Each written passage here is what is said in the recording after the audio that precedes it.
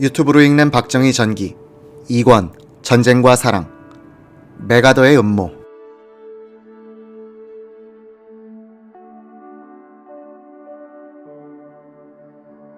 국군 3사단을 선두로 하여 유엔군이 38선을 넘어서 북한으로 진격해 들어감으로써 한국전쟁은 새로운 양상을 띠게 됐다. 유엔 안전보장이사회가 유엔군에 부여한 최초의 임무는 침략군을 38선 이북으로 몰아냄으로써 평화와 군사분계선을 회복하라는 것이었다. 인천 상륙작전 직전 트루먼 대통령은 유엔군의 당초 임무를 수정해 인민군을 38선 북쪽으로 밀어내든지 북한 정권의 군사력을 무력화시킬 것을 메가더에게 지시했다. 해석에 따라서는 38선 이북으로 진출해 인민군을 철저히 괴멸시킬 수 있는 여지를 남겼다. 워싱턴의 우려와 비관에도 불구하고 메가더가 고집했던 인천 상륙작전이 예상을 능가하는 성공을 거두자 전략 목표의 설정에 대한 주도권과 해석권이 일시적으로 메가더에게 넘어갔다. 언론과 여론으로부터 엄청난 지지를 받게 된 미국의 시적 메가더한테 트루먼 행정부와 합참은 끌려다니게 됐다. 이런 열광적 분위기 속에서 미군의 참전 목표는 저절로 북한 인민군의 완전한 붕괴와 김일성의 항복, 그리고 한반도 통일로 확대된 것이다. 메가더가 이 목표를 달성할 수 있을 것이라고 믿지 않는 사람은 거의 없었다. 스탈린도 김일성에게 중국으로 도망가서 망명정부를 수립하도록 권고할 정도였다. 폭풍처럼 북진하는 유엔군 앞에서 인민군은 사실상 저항을 포기했다. 대부분의 전투는 총격전이 아니라 행군이었다. 중공군이 개입하더라도 기울어진 대세를 돌려놓기에는 너무 늦었다는 분석이 압도적이었다. 20세기를 대표하는 군사적 천재로 꼽히는 모택동은 인민군이 기습에 성공하여 승승장구하고 있을 때 벌써 준비를 시작했다. 1950년 7월 13일 모택동은 하남, 광동, 광서 등지에 배치되어 있던 제13병단을 중심으로 해 동북 변방군을 조직하고 만주로 이동시키기 시작했다. 8월 중순에는 약 25만 명의 병력이 만주에 집결해 훈련에 들어가고 속속 증원군이 북상하기 시작했다. 8월 중순 인민군의 공세가 낙동강 방어선에서 교착되자 모택동은 동북군에 대해서 오는 9월 30일까지 출동 준비를 끝내도록 지시했다. 이런 대비를 해놓고 중국은 미국 측에 경고하기 시작한다. 국군이 38선을 돌파하기 하루 전 주은래 총리는 메가더의 북진을 좌시하지 않을 것이라고 방송했다. 10월 1일 메가더로부터 항복하라는 최후 통첩을 받은 김일성은 외무상 박헌영과 함께 모택동에게 지원군 파견을 애걸하는 긴급 전문을 보냈다. 기습 남침을 위하여 소련을 끌어들임으로써 한반도를 떴던 미군을 다시 불러들인 김일성은 망할 지경이 되자 이번에는 중공군까지 초대해 한반도를 국제전쟁판으로 만들려 하고 있었던 것이다.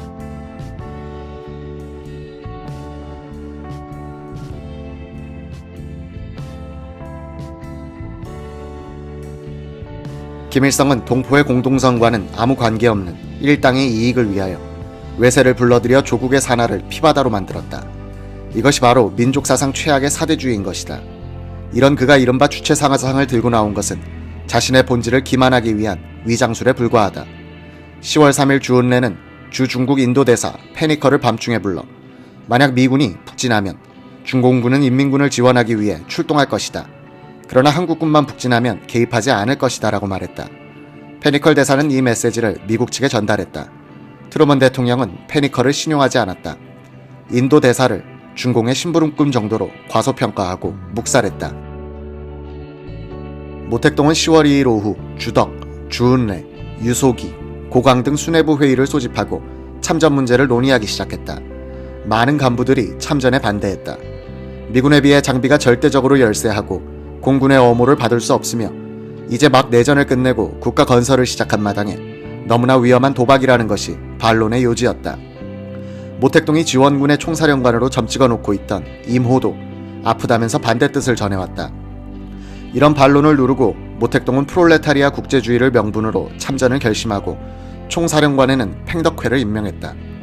모택동은 팽덕회에게 아들 모한영을 데려가도록 명령했다. 팽덕회는 중국 내전 중에 모택동의 처와 아들이 피살된 것을 잘 알고 있었기 때문에 사양했지만 모의 강권을 이기지 못하고 데려가게 된다. 모택동은 압록강을 넘는 날을 10월 15일로 잡았다. 그리고는 주은래 총리를 소련으로 보내 공군의 지원을 요청했다. 스탈린은 이때 겁을 먹고 있었다. 미국이 소련과 정면 대결로 나올 가능성이 있다고 봤다. 중공군 20개 사단의 장비를 제공할 용의는 있지만 공군의 지원은 당분간 불가능하다고 뒤로 빠져버리는 것이었다. 이 배신에도 불구하고 모택동은 불면의 고민을 한 끝에 참전 강행을 결단한다. 압록강 도광은 10월 19일 제1파는 25만, 제2파는 15만, 제3파는 20만, 총 60만의 대군을 보내기로 한 것이다. 전투기와 탱크는 한 대도 없고 소총과 방망이 수류탄마저 한 명에 하나씩 돌아갈까 말까 한 중공군은 그러나 혁명적 열정과 엄정한 군기로 똘똘 뭉쳐서 육해공의 최신 무기로 철갑을 두른 유엔군을 향해 나아갈 참이었다. 10월 12일 트루먼 대통령은 메가더 원수와 만나 한반도 전략을 의논하고 싶다고 도쿄의 메가더 사령부에 타진한다. 메가더는 태평양상의 웨이크 섬에서 만나자고 제의한다. 트루먼 대통령은 전체의 3분의 2, 메가더는 3분의 1을 날아가게 되어 있는 거리였다. 메가더는 사실상 나는 바쁘니까 만나고 싶으면 이리로 오시오 라고 한 셈이다. 솔직담백한 성격의 트루먼은 주변의 불평을 누르고 부하를 만나러 태평양을 건너가기로 한다.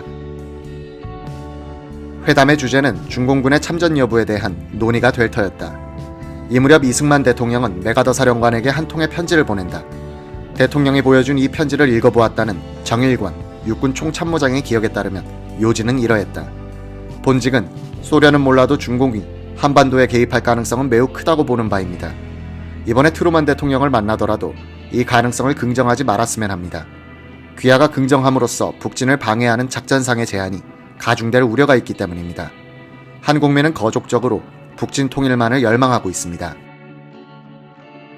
귀하의 영매하신 지도가 아니고서는 이 열망 달성이 불가능하다는 점을 굳게 믿고 있으니 이 간절한 심정을 살펴주시기 바라는 바입니다. 정일관은 이승만 대통령의 편지에 대한 메가더의 답장도 보았다고 한다. 그가 기억한 10월 13일자 메가더의 답장 요지는 엄청난 내용을 담고 있었다.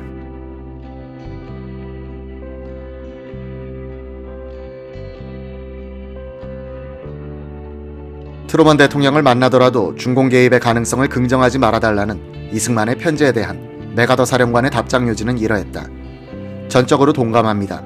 본직은 믿을 만한 정보통의 보고를 받고 있습니다. 중공군은 반드시 나타날 것입니다. 하나, 이 가능성을 겉으로는 긍정할 수 없습니다. 그들은 숨어서 압록강을 넘을 겁니다. 조금도 모르는 것으로 할 겁니다. 중공은 그 방대한 군사력을 배경 삼아 가까운 장래에 아시아에 있어서 데모크래시의 최대 위협이 될 것입니다. 그 배후에는 소련이 있습니다. 중공의 잠재적인 군사력을 때릴 만한 기회는 지금 아니고서는 없을 겁니다. 전략은 이미 준비되어 있습니다. 다만 워싱턴이 언제까지 본직의 전략을 뒷받침해주느냐가 문제입니다. 경우에 따라서는 거센 반대에 부딪힐 겁니다. 하지만 본직의 불태전의 결의는 조금도 변하지 않을 겁니다. 이미 말씀드린 바와 같이 필요하다면 원폭도 불사할 겁니다. 정일건은 회고록에서 이렇게 썼다. 이승만 대통령과 메가더 사령관이 주고받은 이 두 통의 사신을 아는 사람이 나 말고 누가 또 있었는지는 확실하지 않다. 극비 중에 극비였다. 사가들이나 비평가들이 이 극비를 알 까닭이 없었다. 메가더 장군은 자신에게 집중되는 비판의 소리, 즉 메가더는 중공군 개입의 가능성을 오판해 유엔군의 북조선 철수를 자초했다는 명예롭지 못한 책임 추궁에도 이 비밀 서한만큼은 일절 언급하지 않았다. 정일관의 이 증언은 엄청난 역사적 의미를 담고 있다. 중공을 치기 위하여 중공군 개입 가능성을 알고도 방치했다는 한간의 음모론을 확인해주는 결정적 자료가 될 수 있기 때문이다. 정일관은 육군 총참모장 겸 3군 사령관으로서 메가더의 전략에 대한 가장 신뢰성 있는 정보원이었다. 성격이 신중하기로 유명했던 그의 이 증언은 다른 자료나 증언들과 비교해 검증할 때 더욱 신뢰도가 높아진다. 1972년 일본에서 출판된 캐논 기관으로부터의 증언이란 책이 있다. 저자는 3년 동안 이 부대에서 근무했던 한국인 연정, 묵호 경비사령관이던 연정 해군소령은 1949년 9월 이승만 대통령의 추천을 받고 도쿄로 건너가 메가더 사령부 산하의 첩보 부대인 캐논 기관에 소속됐다. 캐논 소령이 지휘하는 이 부대는 미국 국동군 사령관 메가더의 정보참모 윌로비 소장의 지휘를 받고 있었다. 일본뿐 아니라 한반도와 중국의 정치, 군사정보 수집을 하고 있던 부대였다.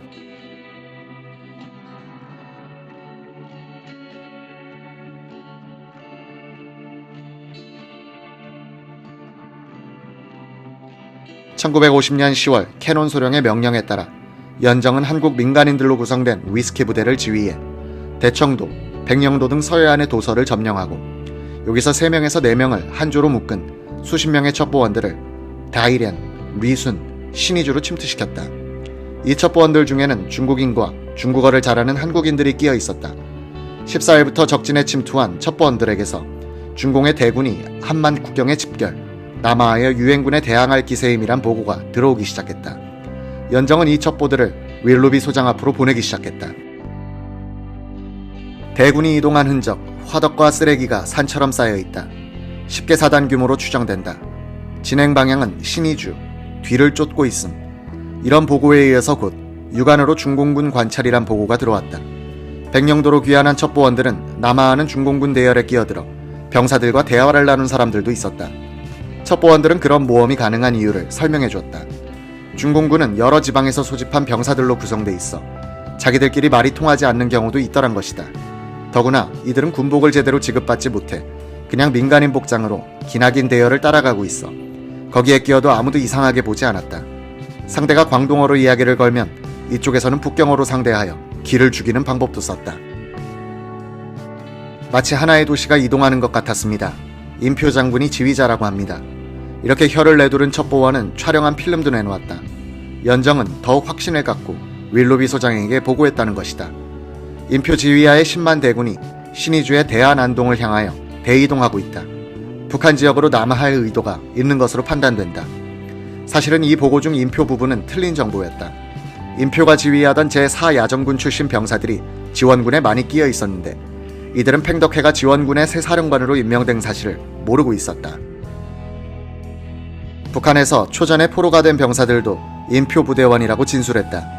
이 때문에 미군과 한국군은 중공군의 초기 사령관은 임표였던 것으로 오판했다. 미국의 공간사에도 되풀이된 이 오판이 수정된 것은 중공 쪽의 한국전 자료가 공개되기 시작한 1980년대부터였다.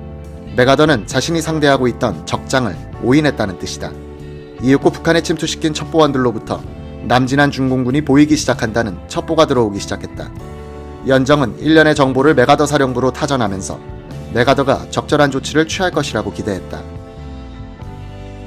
한편 10월 15일 태평양상의 작은 섬 웨이크에서 이상한 정상회담이 열렸다. 메가더는 낡은 모자를 쓰고 작업복을 입은 채 그것도 윗단추를 하나 풀어놓은 모습으로 트루먼 대통령을 맞았다. 트루먼은 훗날 측근에게 내 부하가 만약 그자처럼 옷을 입었더라면 엉덩이를 차버렸을 것이라고 불평했지만 메가더 원수의 아내가 좋아한다는 블럼 캔디를 선물로 내놓았다. 공항 내 콘센트 건물 안에서 1시간 동안 이루어졌던 회담의 종반에 트루먼이 중공군의 개입 가능성에 대해서 물었다. 메가더 원수는 단언했다. 그럴 가능성은 거의 없습니다. 그들이 전쟁이 터진 첫째 딸 혹은 둘째 딸에 개입하였더라면 결정적이었을 겁니다. 우리는 저들을 이제는 두려워하지 않습니다. 우리는 지금 모자를 손에 들고 있는 게 아닙니다. 만주에 집결한 30만 병력 중 기껏해야 5만에서 6만 정도가 압록강을 건널 수 있을지 모르죠. 중공군이 만약 평양으로 남진하려고 하면 아마도 역사상 최대의 떼죽음이 일어날 겁니다.